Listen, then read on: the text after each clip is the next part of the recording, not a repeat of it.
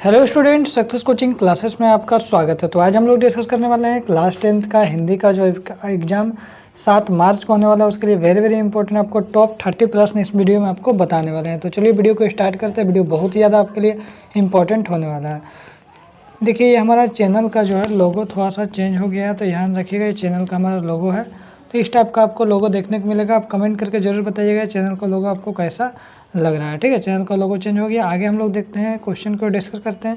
तो इससे पहले हम लोग 2024 का और 2023 का हम लोग पेपर का डिस्कशन कर चुके हैं। अगर आप नहीं देखें तो आप ज़रूर देख लीजिएगा। आपको कौन कौन सा क्वेश्चन किस किस टाइप का लेवल का क्वेश्चन आने का चांसेस है बता दें। आज हम लोग देखने वाले हैं 2022 में क्या क्या सवाल पूछा गया था, उसको हम लोग आज देखने वाले हैं। तो चलिए हम लोग देखते हैं। सबसे पहले आपको क्या आएगा, पैसेज दिया रहेगा, आपको गद्यांश दिया रहेगा, उसको आपको आराम से ध्यानपूर्वक शांतिपूर्वक पढ़ लेना है। उसके बाद इसका आंसर करना है। तो अब देखिए, इसको हम लोग आप खुद से पढ़ लीजिएगा इसको। आगे हम लोग आंसर देखते हैं। तो सबसे पहले आपको सवाल देखिए, ये जितना भी सवाल रहेगा इसका आंसर कहाँ मिलेगा, इसी में मिलेगा। साहस की ज़िंदगी सबसे बड़ी क्या कहलाती है? तो याद रखिएगा, आपको ज़िंदगी कहलाती है। आगे देखते हैं, जनमत की उपेक्षा करने जीने वाला आदमी दुनिया की असली क्या होता है? तो याद रखिएगा, असली ताकत होता है। आगे देखिए, किस मनुष्य का पहली पहचान यह है कि वह किसी के बारे में कोई चिंता नहीं करता है? तो याद रखिएगा, साहसी व्यक्ति किसी के बारे में कोई भी चिंता नहीं करता। आगे यदि हम लोग देखते हैं, क्वेश्चन नंबर 4 क्या बोल रहा है, जनमत शब्द कैसा समास है? तो याद रखिएगा, तत्पुरुष समास है। अड़ोस पड़ोस को देखकर चलना यह कैसा जीव का काम है? तो याद रखिएगा, आपको साधारण जीव का काम है। अब देखिए, यहाँ पर क्या आपको एक दिया है, पद्यांश दिया है। इसको भी आपको अच्छा ध्यानपूर्वक देखना है, समझना है। उसके बाद इसका क्वेश्चन भी आपके पास यहाँ पे आएगा। देखिए, क्वेश्चन क्या बोल रहा है, हंस लो दो क्षण खुशी मिली वरना जीवन भर क्या है? तो याद रखिएगा, वरना जीवन भर कंद्रन है या फिर समस्या है। आगे देखिए, दूर तलक किसकी गाथा है? तो याद रखिएगा, धरती की गाथा है। नील गगन का एक शब्द क्या होगा? तो याद रखिएगा, नीलांबर होगा। आगे देखते हैं, खिलता फूल क्या हो जाता है? तो याद रखिएगा, आपको मलान हो जाता है। जब सावन घिर जाते हैं तो क्या छिप जाता है? तो याद रखिएगा, आपका शशि छिप जाता है। आगे देखते हैं, क्वेश्चन नंबर 11 क्या बोल रहा है। आप देखिए, यहाँ से आपका व्याकरण वाला पार्ट आ गया, जो आपका एग्जाम में व्याकरण वाला सवाल पूछा जाता है। पहला हमारा अकर्मक क्रिया, इसमें आपको कर्म उपस्थित नहीं होता है। तो याद रखिए, बच्चा खेल रहा है। कौन खेल रहा है? तो आप आंसर दे सकते हैं, बच्चा खेल रहा है। लेकिन क्या खेल रहा है, आप इसका आंसर दे पाइएगा? नहीं दे पाइएगा। तो बच्चा खेल रहा है हमारा क्या हो जाएगा, अकर्मक क्रिया हो जाएगा। निम्नलिखित में से कौन सा वाक्य सकर्मक क्रिया, इसमें कर्म उपस्थित है? देखिए, वह रोटी खा रही है। तो क्या खा रही है? तो सर रोटी खा रही है। तो इसका आंसर मिल गया। तो ये हमारा सकर्मक क्रिया हो गया। ठीक है, गुरु का एक अर्थ शिक्षक होता है, दूसरा अर्थ क्या होता है, भारी भी होता है। याद रखिएगा, भारी अध्यापक भी होता है, शिक्षक भी होता है। अब भारी भी एक अर्थ होता है, आप देख लीजिएगा। ठीक है, निम्नलिखित में से कौन सा श्वेत का अनेकार्थी शब्द नहीं है? तो याद रखिएगा, आपका श्वेत का अनेकार्थी शब्द कौन सा है? सफ़ेद भी है, सफ़ेदी भी है, उजाला भी, लेकिन नहीं पूछा है तो श्याम नहीं है। आगे यदि हम लोग देखते हैं, क्वेश्चन नंबर 15 क्या बोला, आजीवन कौन सा समास है? तो अव्ययभाव समास है।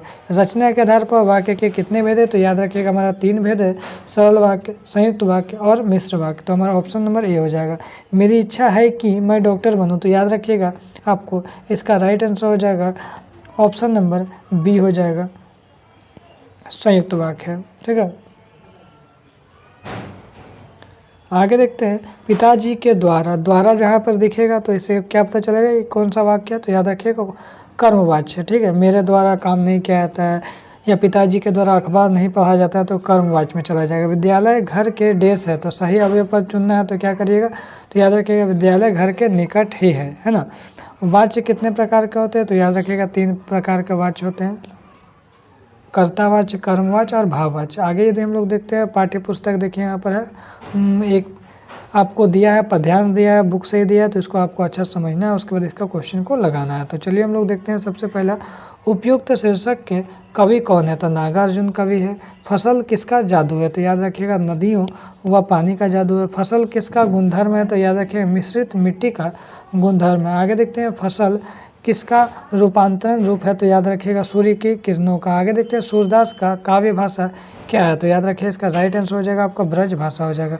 गोपियों ने किसे भाग्यवान कहा है? तो याद रखिएगा, आपका उद्धव को भाग्यवान कहा है। उत्तरा कविता में कवि ने किसे गरजने को कहा है? तो बादल को गरजने को कहा है। विकल जन्म ने उत्पन्न उन्मन पंक्ति की कविता क्या है? तो याद रखिएगा उत्साह हो जाएगा। आगे यदि देखते हैं, एक पद्यांश दिया है आपको हलदार साहब वाला, तो आप तो आराम से पकड़ लिए हैं।